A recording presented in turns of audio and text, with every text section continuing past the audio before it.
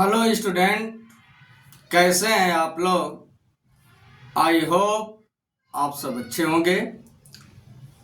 Student, success foundation academy physics में आपका स्वागत है। स्टूडेंट, आज हम लोग एक बहुत ही इम्पोर्टेंट टॉपिक का अध्ययन करेंगे। यह वीडियो बहुत ही सिंपल लैंग्वेज में होगा,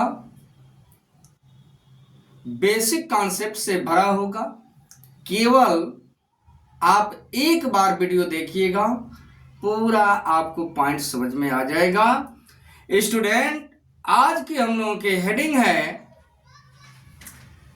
यौगिक अथवा संयुक्त सूक्ष्मदर्शी, जो बोर्ड की परीक्षा में बार बार पूछा गया है।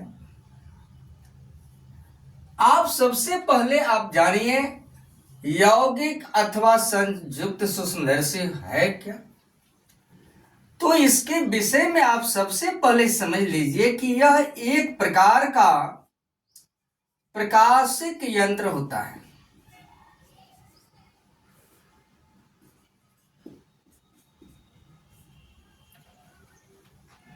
यह क्या है? एक प्रकार का प्रकाशिक यंत्र होता है जिसका उपयोग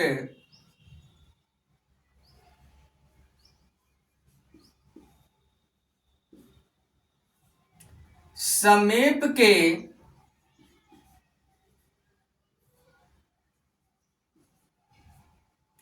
छोटे वस्तुओं को देखने में किया जाता है।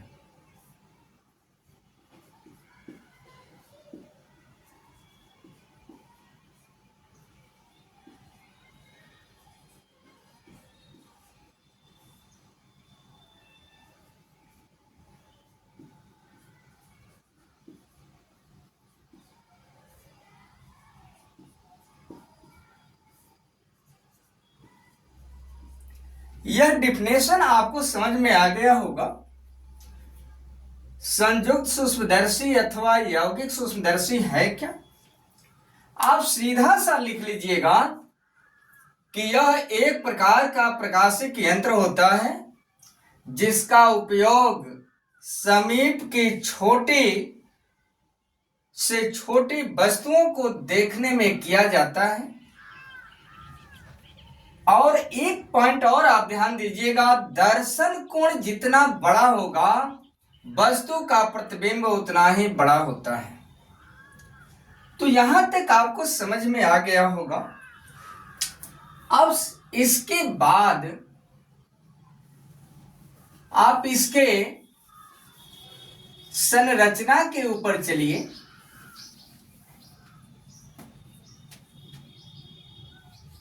हेडिंग ले लीजिएगा संरचना।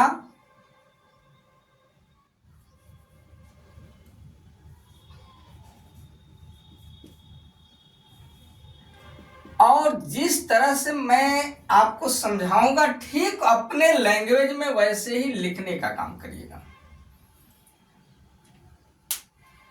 इस संयुक्त सूक्ष्मदर्शी की संरचना में आप ध्यान दीजिएगा। इसमें होता क्या है बाबूना, इसमें धातु की एक बेलनाकार नली होती है, जैसा आपके सामने मैं मार्कर दिखा रहा हूं। इसमें धातु की एक बेलनाकार नली होती है। नली का एक सिरा पतला होता है और दूसरा सिरा चौड़ा होता है।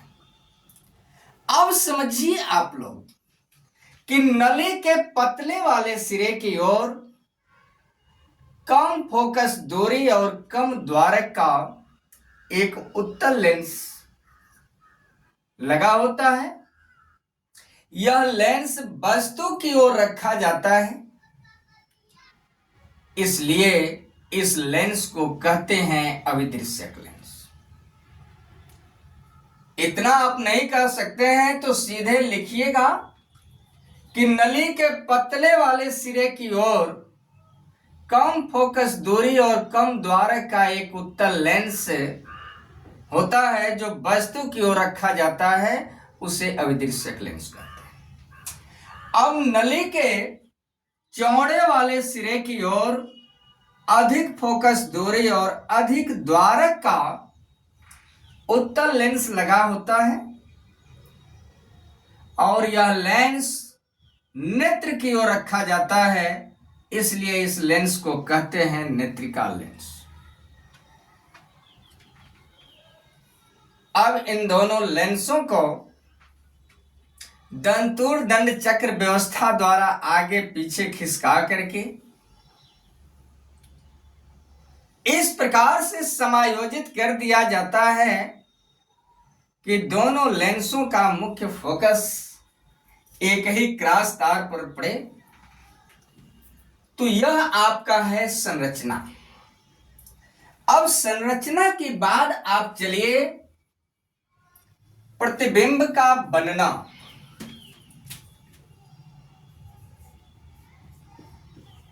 प्रतिबिंब का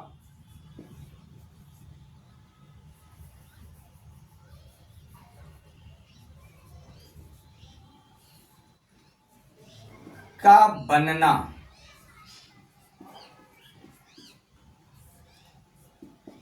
और आप ध्यान दीजिएगा,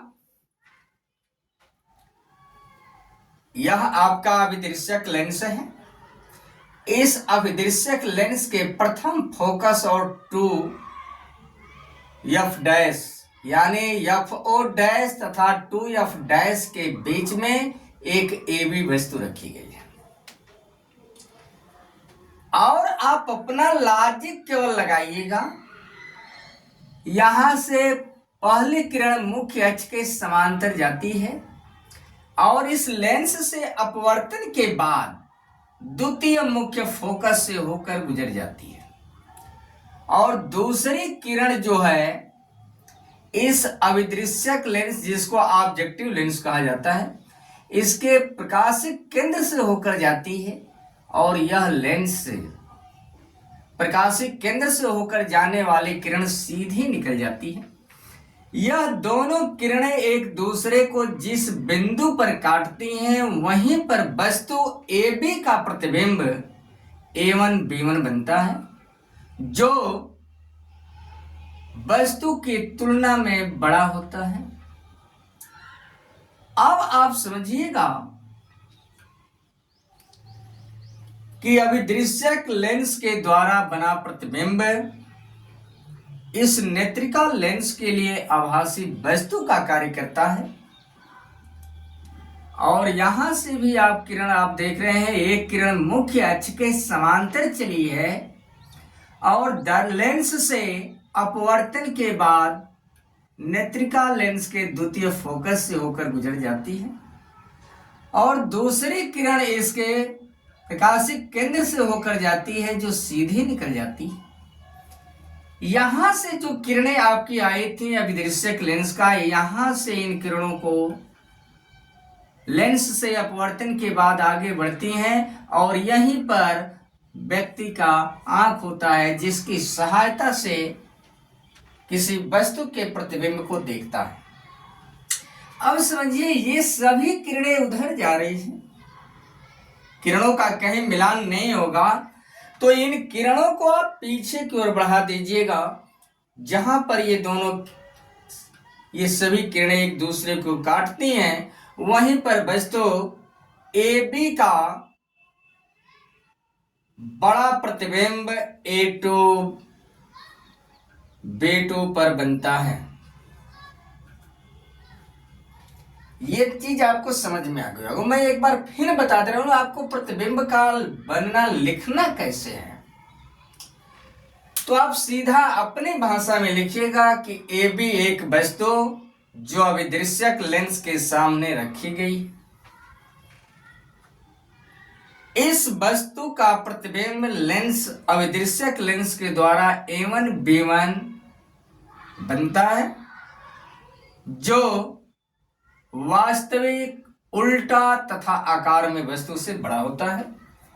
यह प्रतिबिंब A1 B1 नेत्रिका लेंस के लिए आभासी वस्तु का कार्य करता है और उसके द्वारा प्रतिबिंब जो है A2 B2 बनता है, जो आभासी होता है, उल्टा होता है और आकार में वस्तु से बड़ा होता है।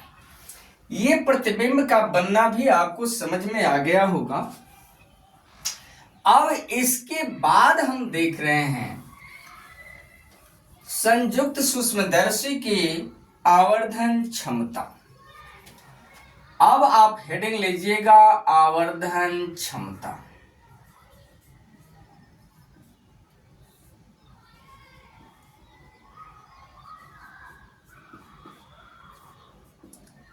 आवर्धन क्षमता में आप ध्यान दीजिएगा। पहली बात तो आप समझ लीजिए कि इसको कैपिटल एम से प्रदर्शित किया जाता है। इसके बाद आप ध्यान दीजिएगा कि अंतिम प्रतिबिंब द्वारा आंख पर बना दर्शन कोण, यह एंगल जो आप देख रहे हैं, यहां का एंगल आपका बीटा है। आवर्धन क्षमता का जो परिभाषा होगा, अंतिम प्रतिबिंब द्वारा आंख पर बना दर्शन कोण तथा वस्तु द्वारा आंख पर बना दर्शन कोण, जबकि वस्तु स्पष्ट दृष्टि की न्यूनतम दूरी पर हो, के अनुपात को कहते हैं आवर्धन क्षमता। और यहां का एंगल आप ले लीजिएगा अल्फा।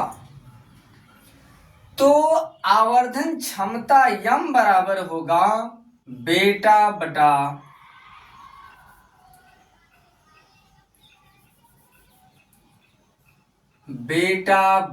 अल्फा। यह निकल गया आवर्धन क्षमता का फार्मूला। चूंकि वस्तु बहुत छोटी है,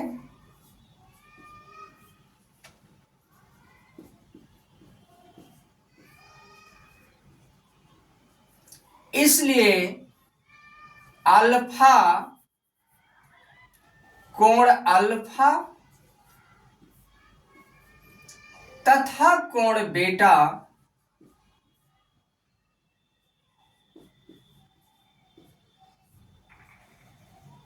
बहुत छोटा होगा।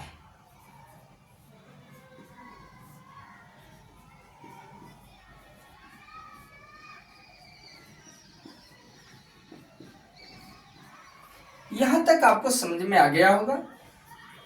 अब त्रिभुज आप लीजिएगा A1 B1 कैपिटल ई में। त्रिभुज A1 B1 कैपिटल ई में बीटा बराबर tan बीटा बराबर होगा, tan बराबर होता है लंब बटा आधार। तो इस कोण के सामने की भुजा A1 B1 है, ये लंब होगी और आधार आपका कैपिटल E B1 होगा। तो आपका लंब होगा A1 B1 बटा कैपिटल E B1। अब आप समझ लीजिए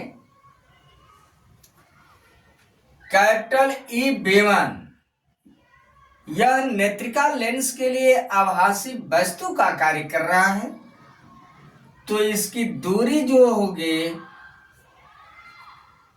AOE होगी। यहां मैं लिख दे रहा हूं AOE। तब आप इसको लिख सकते हैं A1 B1 बटा माइनस AOE। क्योंकि नेत्रिका लेंस के बाईं ओर की दूरी है, इसलिए यह क्या होगी, ऋणात्मक होगी। और दूसरा त्रिभुज आप लीजिएगा, जैसे आप कल्पना करिए कि यहां पे न हो तो आप नोट कर लीजिए, क्योंकि स्पेस की कमी है, कष्ट के लिए खेद है।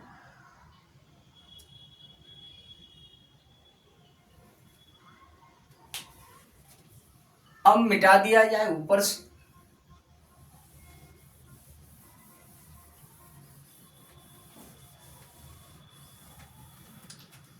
त्रिभुज आप ध्यान दीजिएगा,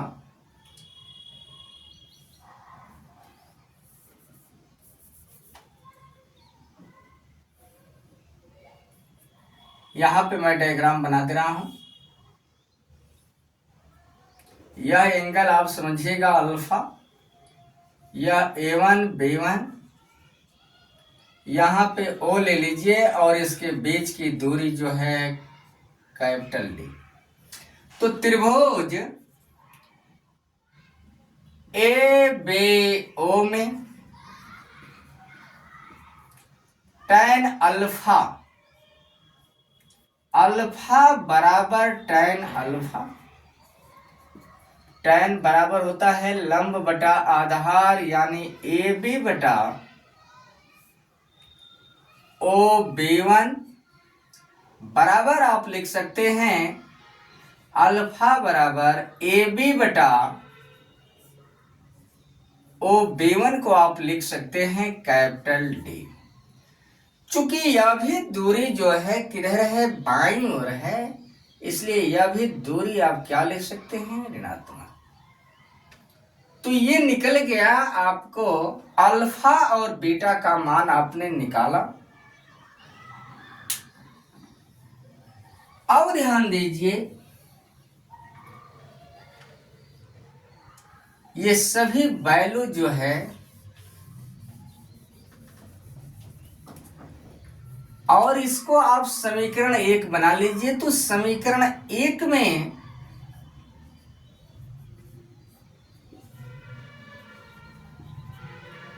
अल्फा और बीटा का मान रखने पर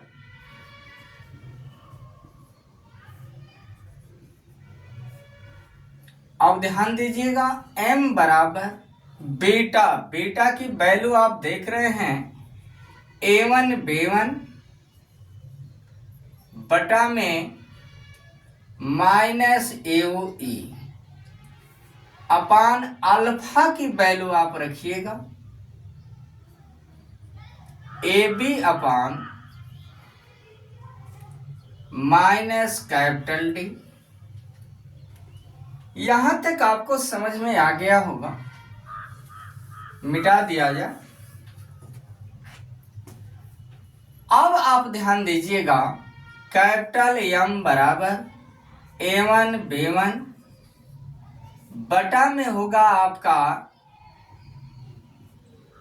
AB गुणते, यह सबसे नीचे है तो सबसे ऊपर जाएगा, तो माइनस D बटा माइनस AOE।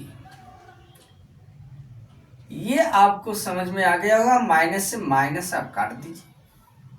तो M बराबर हो गया A1 B1 अपान AB गुणते कैपिटल D बटा AOE।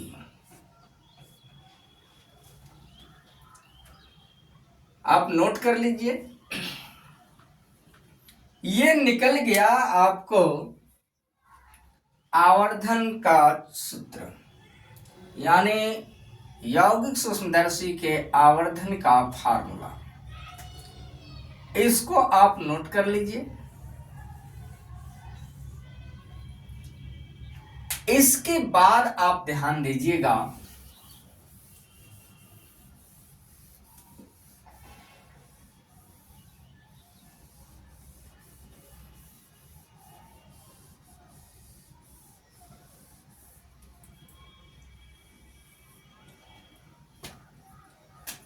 यानी M बराबर, एक ही आवर्धन का सूत्र आप पढ़े होंगे,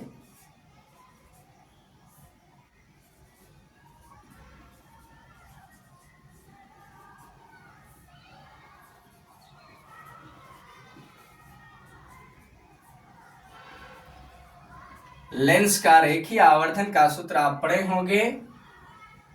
क्या होता है, I बटा O बराबर भी बाई यू। तो यहां तक आपको समझ में आ गया होगा। यानी अब आप समझिए कि A1 B1 I बटा O, तो इसको A1 B1 को आप क्या लिख सकते हैं, M बराबर I बटा O, ये प्रतिबिंब की ऊंचाई है ऊपर और नीचे वस्तु की, और गुणते कैपिटल D बटा AOE। तो यह आपका फार्मूला मिल गया। यह क्या है, अभिदृश्यक लेंस के लिए आवर्धन क्षमता का फार्मूला है MO, और यह नेत्रिका लेंस के लिए है MI। तो कभी कभी बोर्ड की परीक्षा में जो है अभिदृश्यक और नेत्रिका लेंस के आवर्धन क्षमता दे देगा, तो यौगिक सूक्ष्मदर्शी की आवर्धन क्षमता पूछता है, तो इस फार्मूले से आप लोग निकाल लीजिएगा। ये चीज आपको समझ में आ गया होगा।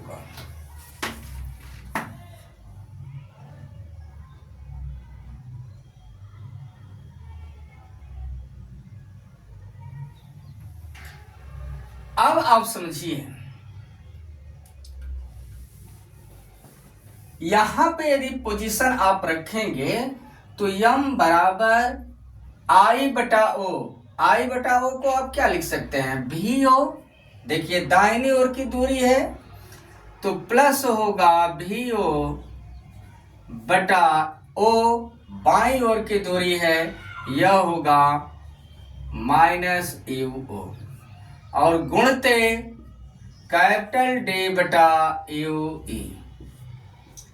तो ये आवर्धन का जो है कि मेन फार्मूला आपको पता हो गया, और इसी के आधार पर हम निकालेंगे कि जब अंतिम प्रतिबिंब स्पष्ट दृष्टि की न्यूनतम दूरी पर बनता है तो आवर्धन का सूत्र क्या होगा, और जब अंतिम प्रतिबिंब अनंत पर बनता है तो उस समय उस केस में आवर्धन का सूत्र क्या होगा।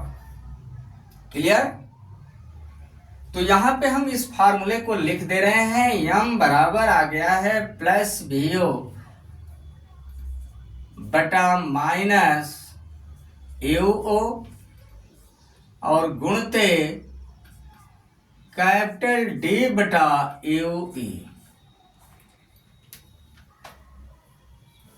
मिटा दिया जाइए।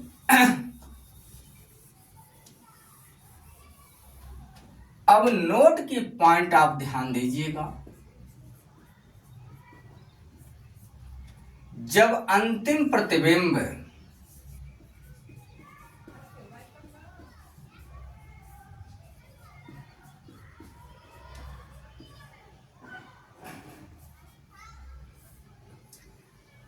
स्पष्ट दृष्टि के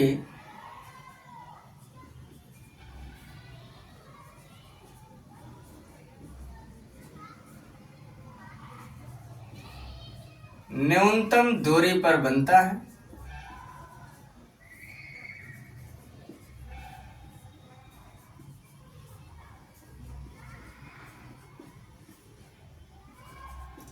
अब आप ध्यान दीजिएगा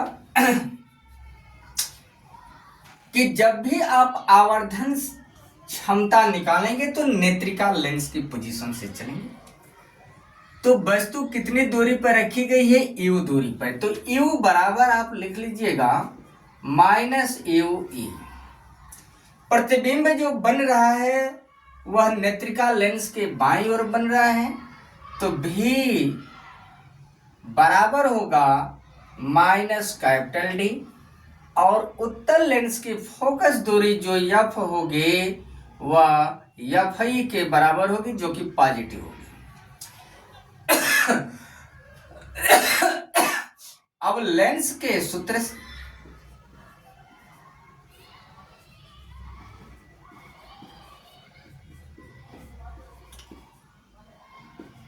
आप जानते हैं, लेंस का सूत्र 1/F बराबर 1/V माइनस 1/U।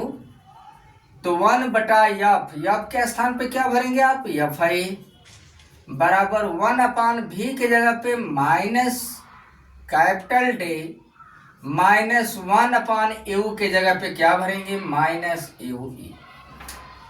अब 1/fi बराबर, और ना हो तो इसे आप पक्षांतर कर दीजिए, तो -1/d है तो इधर आएगा तो 1/D होगा, बराबर माइनस से माइनस प्लस हो जाएगा 1/u। यहां आप लोग निकाल लिए 1/u का मान, 1/u बराबर 1/fi प्लस 1/D। और डायग्राम मिटा दिया जाए।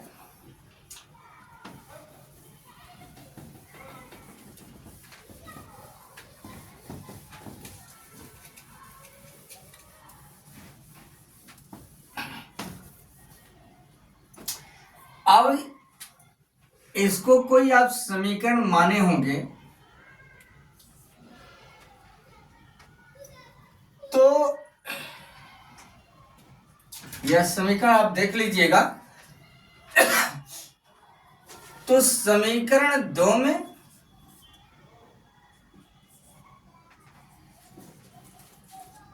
वन बटा ए का मान रखने पर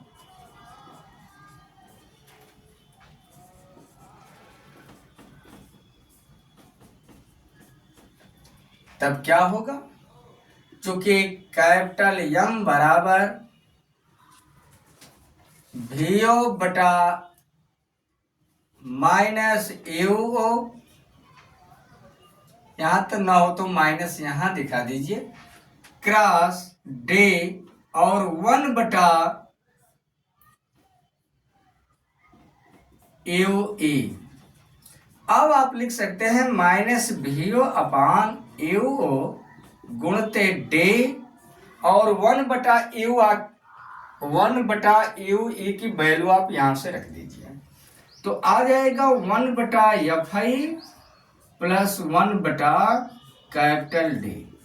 अब इस D का आप उठा करके गुणा कर दीजिए, तो -VO/u क्रॉस D/fi और प्लस D/D, ये काटेंगे तो आपका 1 होगा, तो यह निकल गया -VO/u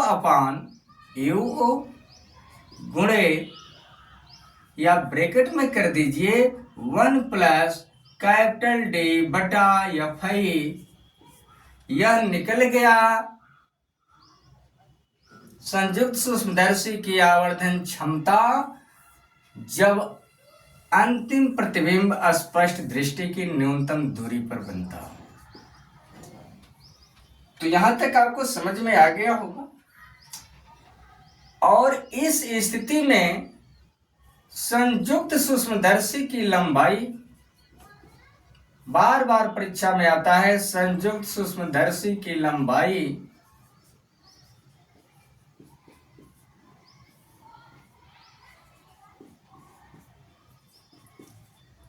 यानी एलडी पोजीशन में आप ध्यान दीजिएगा,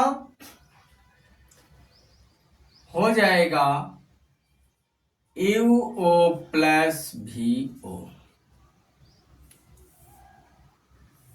ये होगा आपका संयुक्त सूक्ष्मदर्शी की लंबाई जब अंतिम प्रतिबिंब स्पष्ट दृष्टि की न्यूनतम दूरी पर बनता है।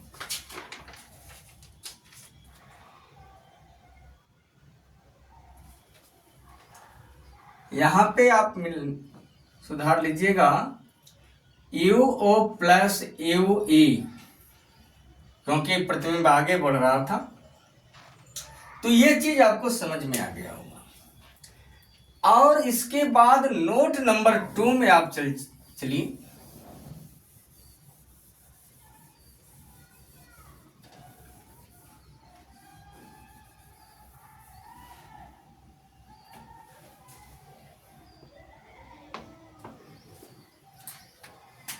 नंबर 2 पर आप लिख लीजिएगा, जब अंतिम प्रतिबिंब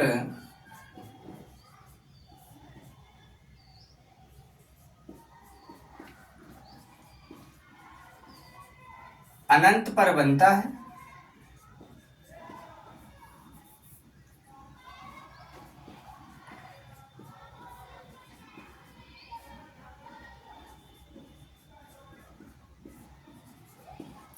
तो आप जानते हैं कि जब वस्तु मुख्य फोकस पर रखी जाती है तो अंतिम प्रतिबिंब अनंत पर बनता है।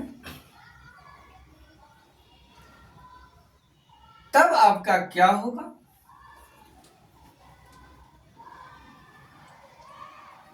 तो आपका फार्मूला होगा यम इन्फिनेटिव बराबर, आप यहीं पे यू ई के स्थान पे आप एफ आई का प्रयोग कर दीजिएगा। तो यम बराबर माइनस आपका वी ओ बटा यू ओ और गुणते कैपिटल डी बटा एफ आई। यह निकल गया आपका, जब अंतिम प्रतिबिंब अनंत पर बनता है उस समय आपका आवर्धन क्षमता का सूत्र। और इस स्थिति में संयुक्त सूक्ष्मदर्शी की लंबाई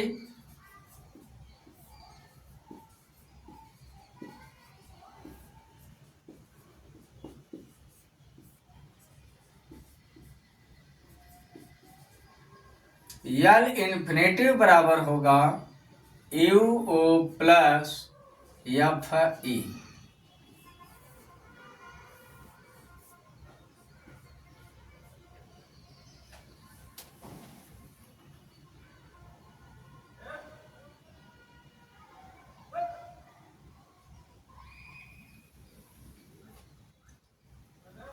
इसको आप वीओ कर लीजिएगा।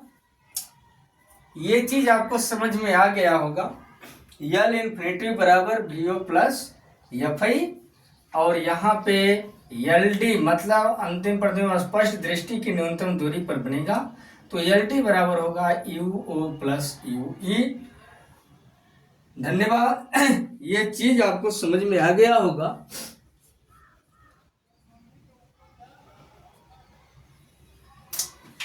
स्टूडेंट, यदि आप चैनल पर नए हैं तो चैनल को सब्सक्राइब करिए, लाइक करिए और एक प्यारा सा कमेंट आप जरूर लिखिएगा। फिर हम लोग अगली वीडियो मिलेंगे, तब तक के लिए